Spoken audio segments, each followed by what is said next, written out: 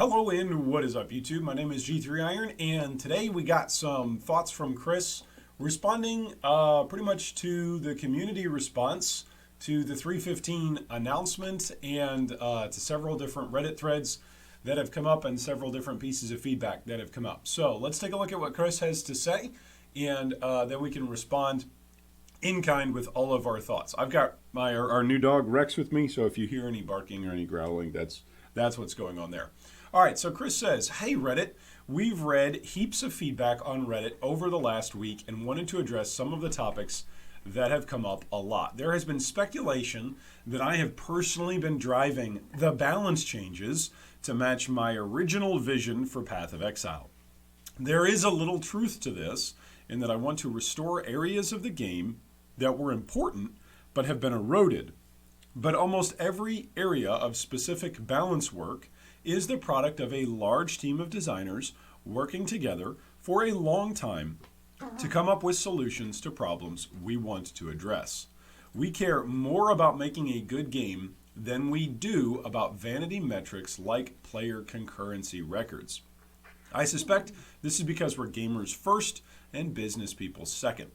The direction of Path of Exile was going in over the last year was breaking player records, but wasn't really leaving us happy with our own game. For more than a year, we've been accumulating changes that we were worried about releasing because they would affect the way people currently play Path of Exile. We understand that our game is an escape for some players, and if that is potentially disrupted, it could be very upsetting for them. We have great appreciation for the fact that Path of Exile has become a part of your lives. When someone comes into my office with a prospective nerf, more than half the time I suggest we don't do it because it would hurt a build without a sufficiently good reason. We try to be very cautious and to care about your experience with Path of Exile. Unfortunately, we've been hitting a breaking point with power creep recently and really need to address it. Meanwhile, much of the community has grown increasingly unhappy with the direction of the game is headed in. It honestly feels to us that this is in part because we've moved further away from our own vision over time. So, you're unhappy and we're unhappy, and that means it's really time that we start to correct things. The changes we are making in Expedition are a carefully considered set that sound daunting, but probably have less overall impact on the way you will play the game than you suspect they may. These changes really open up possibilities for the future and put us in a good position for working towards the release of Path of Exile 2. That might be the most important paragraph in this whole thing. When I'm writing to the community, I usually try to avoid saying what is fun and what isn't, as it's quite subjective. But we are very confident that the new Path of Exile is going to be more fun. There's a wealth of powerful new builds out there to discover, and we honestly can't wait to see what you come up with. I think that's in reference, new Path of Exile is in reference to 315. I don't think that's in reference to PoE 2. Grammatically, if I was analyzing this as a piece of literature to interpret, I would say the last thing he referenced was Path of Exile 2, not 315, but I think he means 315. I don't think he means, hey, PoE 2 is going to be fun. I think he means 315 is going to be fun. I think that's what he's saying. I'd like to talk about some specific topics that have come up on Reddit over the last week. Topic number 1, what is your motivation behind increasing the mana cost of so many support gems? Why wasn't this mentioned in the game balance manifesto? During the game-wide balance assessment we did for 315, we identified many support gems that just cost too little mana and need to be adjusted up to the fair baseline for their effects. We mentioned this in the manifesto as we have also taken this opportunity to make mana multipliers on support gems more consistent. In general, mana multipliers have gone up slightly, but several gems have had mana multipliers lowered as a result of this pass. At the time of writing, we hadn't worked out final values for these gems, and hence the manifesto section was written vaguely and inadvertently downplayed the extent of the changes. I'm sorry about this, and we'll try to be clearer in the future. This is especially disappointing because our main intent with the manifesto was to make sure that it had detailed and transparent explanations for most of our big changes. Okay? All right. Okay. Thank you for the apology and for doubling down that you'll do better. Thank you. Why did you remove the cold damage over time stat from hypothermia? We're going to be re-adding cold damage over time to hypothermia, granting 29% more at gem level 20, which is the similar percentage to a lot of the other support gems, 29%. We read a lot of those when we read the patch notes the other day. Hypothermia was never intended to be a cold dot support gem. It just had the cold damage over time stat added because cold dot builds needed more support gems at the time. As there are now more alternatives and the support gem was effectively two different supports combined into one, we decided to remove it. Okay. A lot of players have found the removal confusing or jarring, and we don't really have any balance concern with it being there, so we've decided to add it back for now. We will remove it from hypothermia again when we create another cold dot focused support gem in the future. All right. So that exact line of thinking is what players are feeling, Chris. Right? I'm just taking that as an example. That approach, hey, we're removing this. Our original intention of we just learned a lot about how they design and how they balance right there. The original design of hypothermia wasn't to be a cold dot support gem. So they release it. It had cold dot on it. Because cold dot builds needed more support gems at the time. All right, so it was added on there because certain archetypes couldn't be played with a lot of options at the time, so they added it even though the original core of the design wasn't to have it. And so now, even though he says there are more alternatives, now supposedly, we decided to remove it. All right, so you removed it, but what are the more alternatives? You didn't release a new support gem that did what hypothermia did, at least in that aspect of it. You didn't release a new cold support gem that had that dot over time. So you're putting it back onto hypothermia, and now you're saying, hey, this almost sounds like a promise, like, hey, we're working on another cold dot focused support gem in the future, and we're going to take it off of hypothermia again. Maybe I'm misreading that, but I think that paragraph says a lot about how they design and how they balance things. Wow. Yeah, okay. Next question. Do you really believe that Ultimatum had poor player retention because it was too rewarding? I was interviewed by Jason at VentureBeat, and we chatted about the Ultimatum League. The takeaway line that is quoted from this interview is that I felt that Ultimatum had bad retention because it was too rewarding, and people are quick to point out that this was not the problem with Ultimatum. I agree. The quote from the interview is as follows. Retention during the league was poor. I would say it was the bottom 40% of leagues, a bit below average, and this is partly because for the league, both its combat was a bit spammy and its item rewards were a bit spammy, said Chris Wilson. These are two things we hadn't determined during playtesting that became apparent over the course of the league, and so the fact that it was quite heavy with its reward systems meant that players played it for less time than they normally would, and this was quite useful to learn from. So overall, player numbers dipped a little more than they would have done by the third month, which is disappointing, but it's a consequence of the way that Ultimatum was designed. To put my thoughts into a considered written reply rather than an off-the-cuff answer to an unexpected question in an interview primarily about Expedition, that's totally fair, right? Having to deliver something orally is totally different than being allowed to write about it. I'm totally with you, Chris. I make mistakes like that all the time when I'm delivering oral presentations versus when I've got the time to write something. There's a big difference in presentation and what you're able to do. Two different modes of communication. There were two problems with the Ultimatum League from my point of view. The encounters themselves didn't have great content. They achieved challenge by just spamming a whole lot of rare monsters at you, and it was hard to follow what was going on. Well said. While the core Ultimatum double or nothing item reward system was decent, the absolutely massive spam of items that occurred after these encounters was unnecessary and only contributes to the problems that Path of Exile has with items currently. Well said. Those are the two reasons I quit. Those are the two reasons. As soon as I started playing, I'm like, what? you're just going to throw a bunch of monsters at me, and then you're just going to give me a bunch of loot. Not even that it's good loot or bad loot. You're just going to throw a bunch of stuff on the ground because I killed a bunch of monsters. I can kill a bunch of monsters anywhere in Path of Exile, doing almost any content. Doing Delve, doing Betrayal, doing Bestiary. I can go find my own monsters to kill. I don't have to lock myself into an arena that just garbles, throws up, vomits a bunch of rare monsters at you. Even if you can take them out, it's not fun. It's just, here's a bunch of monsters. It's an Elrion mission. I've said this for the last 2 leagues. Ultimatum and Ritual were Elrion missions. They were redesigned Elrion missions. I absolutely agree that the first of these points, spammy encounters, alongside other meta issues, stale metagame, etc., contributed far more to poor retention than the heavy rewards did. The rewards issue is more of a long-term problem, and I should have not implied that it was related to the immediate performance of the league. Interesting, because they say stale metagame. That's interesting. Again, that talks about what they're trying to do with 3.15.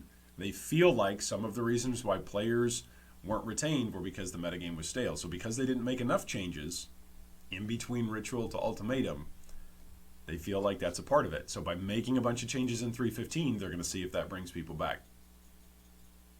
Not necessarily adding new things, but by nerfing a bunch of things, which is how GGG used to do things, right? Okay, let's continue with Chris. In this clip, you mentioned that you weren't going to make sudden extreme changes to the game. Are these changes in line with that statement? Okay, here's his comments. All right, so here's the clip that he's going to reference. There was a patch too that Marvel Heroes came a number of years ago where they were upset at the insane movement speeds that some characters managed to achieve, and so they fixed it, and that was perceived negatively by the community, and we're very careful about having the same reaction. We don't want to upset existing players, but we don't want to solve the problem, so we'll do it in the most careful way we can, and probably communicated, right? This isn't going to be a sudden patch, oh, by the way, the game's bad now. Yes. It's going to be something where we say, we're considering the following changes, do you have any thoughts about it? And we'll listen to the hatred and the angry Reddit threads, and then try to take into account and, test it. Maybe PoE2 is an opportunity then to make some significant changes that might be like a little bit abrasive. A few of them. But we have to be careful because we do not want the situation where PoE2 comes out and forces a bad game on people. All right. They don't want PoE2 to come out and force a bad game on people. So in this clip, you mentioned that you weren't going to make sudden extreme changes to the game. Are these changes in line with that statement? All right.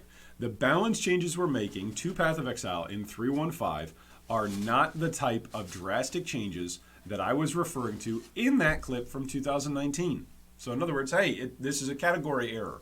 I was in no way referencing the things that we're doing in 3.15, so it doesn't count. He's saying that quote doesn't count. I'm not saying I agree or disagree with that, but that's what Chris is saying. He's saying that quote does not apply to 3.15. He continues, the changes that they made to that Marvel Heroes game were 10 times as impactful as what we are doing here. We are not fundamentally changing how Path of Exile is played to anywhere near such a significant degree. We are not looking at 1-minute map runs and saying that they should now take 10 minutes. Yes, the balance changes do have an impact on the design of many builds, but those builds will still be capable and in-game. But there are so many more opportunities for viable builds now, and we're expecting it to be a lot more engaging to play. By the way, I stand by exactly what I said in the 2019 interview. We often discuss making larger changes to the game, and we cite points mentioned in that clip as the reason to be careful, to not change too much at once, and to seek community feedback on the changes. We've been carefully following your feedback and will continue to do so once you've had the chance to play and let us know how it has affected your builds in practice.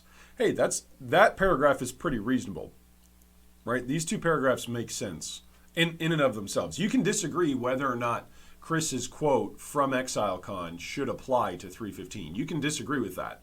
That's up to you. But Chris is saying, look, I said this in 2019, and it's a category error to say that that we're doing those sorts of major changes in 3.15. That it's just not the same. Then he's saying, I still believe what I said in 2019, and that's why we're trying to be careful. 3.15 is an example in Chris's mind and in the team's mind of them trying to be careful as they pursue nerfs and as they pursue redirects. That's what he's saying here.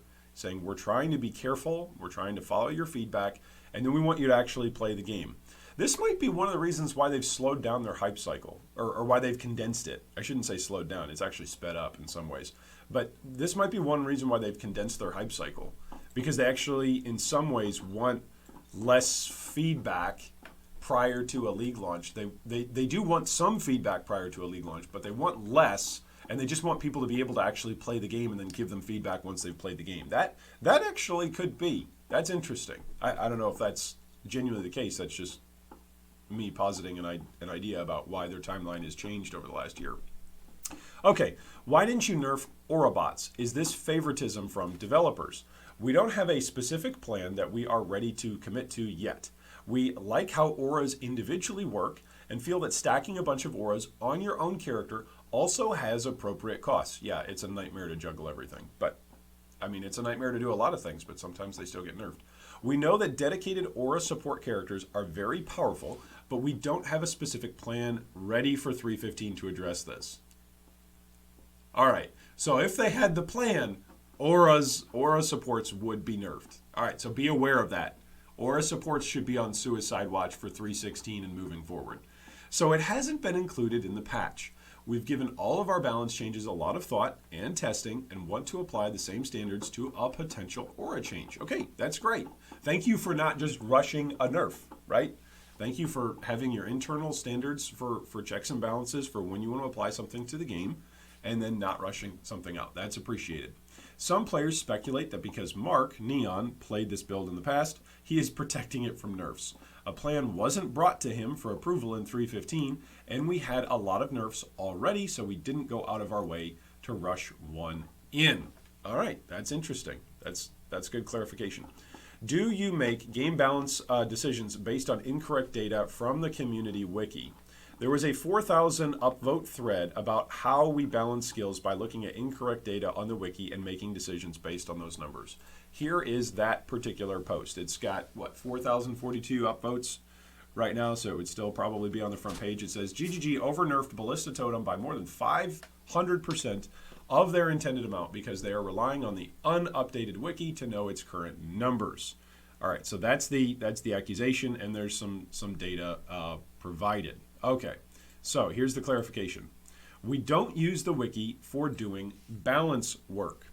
The numbers that we tweak in our internal tools are an entirely different form than the final values you see in-game or on the wiki. What happened in this case was a mistake while preparing the patch notes. Okay, so they're blaming their delivery of the information. They're saying, look, there's nothing wrong with our actual information. What's wrong is how our information was communicated.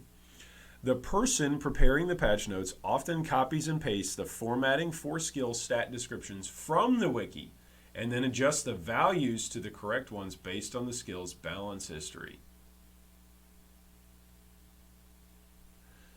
Unfortunately, with over 1,000 distinct patch notes to write, many of which only getting final values in the last few days, mistakes were made and a few values were left unmodified and incorrect. This led to a misleading patch note and a lot of confusion. This was a mistake and it shouldn't have happened, but I can assure you we aren't balancing based on wiki data when we have it in a significantly different form in our internal tools. Okay, so that tells us a lot of things. One, the internal tools are not designed for communication, and that's pretty typical, right? Internal tools that actually say what a game does, and internal coding in a game is not built to simply be copied and pasted from and smacked on a document that can then be posted for the community to read and enjoy and interpret. None of us would be able to read that or parse it, or well, some of us probably would be able to read it and parse it, but the vast majority of us wouldn't. So that makes sense that their internal data, that they've got to either rewrite, the patch notes so that way they actually say what they mean in an intelligible way that the average player can understand. Yeah, there's some stuff here that makes me a little freaked out that has nothing to do with their communication. So it says ultimately with over 1,000 distinct patch notes to write. So that's an acknowledgement of the size, of the magnitude of the work that has to go into patch notes, which is no doubt there's a lot. This patch notes was over 16,000 words. It At least for reading wise, it was the largest patch notes reading we've ever done as a community. Unfortunately, with over 1,000 distinct patch notes to write, many of which only getting final values in the last few days, mistakes were made and a few values were left unmodified and incorrect. All right, so to me, the willingness to fall on one sword and say, look, we messed up communicating patch notes, that's fine. Again, that's appreciated transparency to say, look, we made a mistake here. On the one hand, you can't really say, hey, there's so many changes to make, it's just overwhelming. Well, don't make so many changes.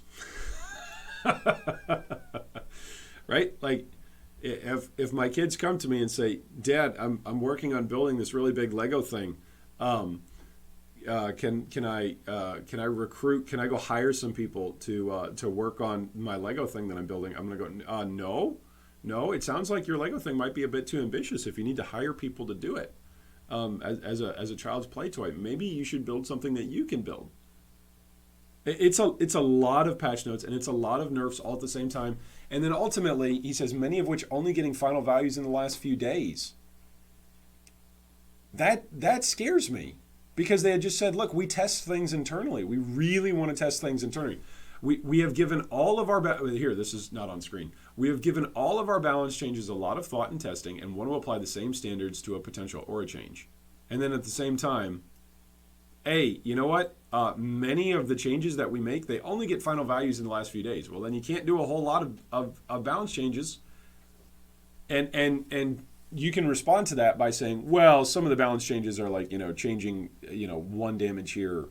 How many different items and skill gems this league in the patch notes went from like 0 to 29 damage at level 1 to 2 to 30 damage at level 1. Like barely any numerical change, right? But there's a numerical change nonetheless.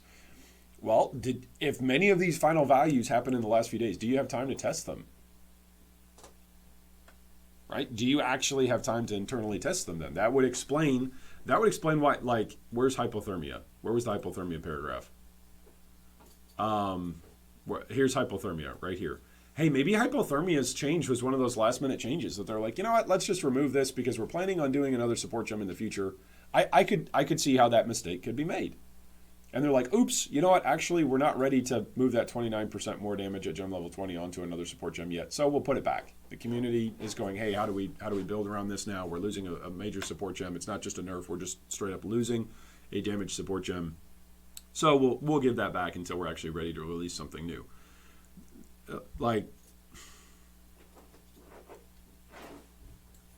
Those, I feel like this post, thank you, Chris, for this post, genuinely. There's a lot in here that we can appreciate, that we can be thankful for. And again, Grinding Gear Games always does a great job communicating. Okay, let's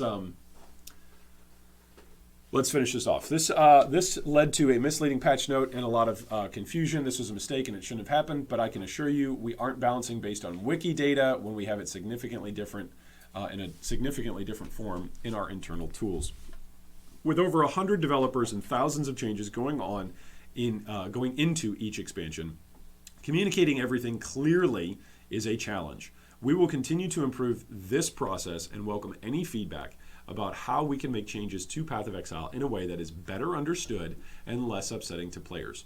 If you have feedback about what you would have preferred us to have done differently during our pre-launch period this time, please share it with us. In the meantime, I'm going to get back to playtesting Expedition. See you on Friday. Yeah, I'm still excited for Expedition, by the way. Never mistake feedback and suggestions and critique as I don't want to play the game. If I don't want to play the game, then I'm not going to make a video about the game. I'm not going to have host discussions about the game. I love this game. That's why I give feedback on it. Okay, so here were some of the comments in response. These are some of the top posted comments. The thing is that this is from Iridum. The thing is that many players feel like you fixed the part that you felt unhappy with, power creep, while not fixing the part that we felt unhappy with, untelegraphed one-shots, tedious atlas progression, item inflation, etc. If there was an address towards the latter, the patch might have been perceived better. Yeah, but you know what? My response to that is tedious atlas progression. They do atlas updates. unless it's just reshuffling the Atlas, which they told us a couple years ago. Like, we have a program for moving Atlas maps around now. We don't have to do that manually. It saves a bunch of time internally. Unless it's that. If it's a major Atlas progression change, they save that for yearly expansions, right? Endgame expansion stuff changes once a year. So that was never on the table for a July release. Like, nothing in the history of Path of Exile would suggest that we're going to have a mid-year massive update for endgame progression. That makes no sense. Item inflation is something we know they're working on with PoE 2. Untelegraphed one-shots. Okay, I mean, at some point, games just need to be able to kill you, right? Should you ever get to a spot in your build where you're just like, nope, I can't get one shot? Well, I can get one shot, but it's going to telegraph. There's too many things going on in Path of Exile for the vast majority of the way how most of us play it. Like, you cannot put 100% delirium on your map. Work your entire Atlas so that way you're tier 19 on your map, and then go into the map, make sure that it's rolled Beyonders on it, so that way you've got as many monsters as is potentially ever possible in Path of Exile, and you're using, sextants and whatever else not. You cannot go into that map and then be upset when you get one shot. I don't think that that's a legitimate gripe, right? Now, if you get one shot by a boss, bosses have mechanics that you should be able to see. Right? So are you talking about Uber Elder? Or are you talking about Dominus? Is Dominus in Act 3 one-shotting you? Like, untelegraphed one-shots. Are you talking about being off-screened by stuff? Okay, like, there's a lot of monsters in Path of Exile. I feel less bad about one-shots. Maybe that's just because I started the game playing as a hardcore player, but one-shots are a thing, but you build around that. You have to try to take that into account, and you have to try and slow down your gameplay, and you have to be aware, and you've got to play defensively. Oh, we'll just blow everything up on the screen. Yeah, but what about getting off screen? So the one-shots thing, games have got to be able to one-shot you. Like, GGG has constantly killed any kind of nerf that has ever gotten close to being immortal. So in the following patch, or sometimes in that patch itself, like during that patch, they've gone in and nerfed things. So that. But I'm with you. The tedious Atlas progression, yes, it needs to be changed, but now is not the time to do that in any kind of development cycle that GGG's ever displayed. And item inflation, we know they're working on that. So they're even working on that with 3.15, with bosses dropping fewer rewards but better rewards. That's a line in the patch notes. Okay, here was the second top most upvoted major response to Chris. The one question I wish was answered was the one circulating a few days ago that went something like, what level of time investment did GGG feel is appropriate to reach and complete endgame encounters? How do you balance that between casual players, heavily time-invested players, players that stick with a single build, and those that desire to fully play in the PoE build sandbox? Yeah, no, that's a really difficult question. That's a good question, and I hope a journalist or somebody that's got, or one of the community journalists that covers the game and has got great relationships with Grinding Gear Games, that question needs to be worded better to get an official response. It's a good question, and I'm not sure if I can word it better, but you need to get at the heart of what you're getting at there. Are you talking about time level, or are you talking about the wide variety of player motivations when they come into Grinding Gear Games to play Path of Exile? Like, which one are you addressing there? Are you talking about time engagement, or are you talking about player motivations? Because those two things are two different things. GGG could give you an answer about time investment that they expect, but that doesn't speak to the level of motivation or type of motivation that motivates players to engage with PoE. There are some players who play Path of Exile not that much, but they wouldn't necessarily be top 1%ers, but they are still top tier players. There are some players who might have casual amounts of game time, but because of their game knowledge, they use that time much more efficiently than other people who even spend more time in the game. That's a thing in PoE. Anyway, all right, so this is Chris's response. There's a lot in there. Rex needs to go outside. So I'm going to wrap it up there. Drop me a comment down below with what your thoughts are. I still have a lot of thoughts on this, and I'm probably going to be thinking about throughout the day. But I'm going to get back to taking a look at different build guides so that way I can make some recommendations to you guys before the patch drops tomorrow. Thanks so much for joining us. I hope 3.15 is the league. A Mirror of Calandra drops for you.